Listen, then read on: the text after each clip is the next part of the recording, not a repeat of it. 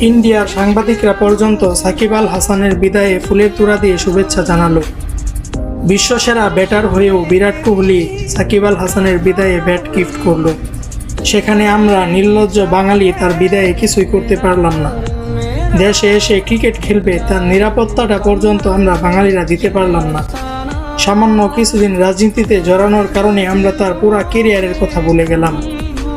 এক সময় বাংলাদেশকে অনেক দেশের মানুষ চিনত না, কিন্তু আজ সাকিব আল হাসানের কারণে অনেক দেশের মানুষ বাংলাদেশকে চিনে।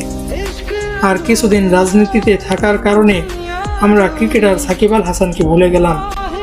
বাইরের মানুষ আপনাকে চিনতে ভুল করেনি, অথচ আমরা বাঙালিরা আপনাকে চিনতে ভুল করলাম।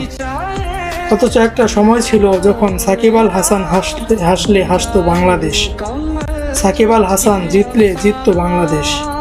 এক নিমেষেই সব অবদান ভুলে গেলাম। হয়তো এরপর আপনার মতো অনেক ক্যাপ্টেন আসবে, কিন্তু আমরা যে আপনাকে খুব মিস করব বস।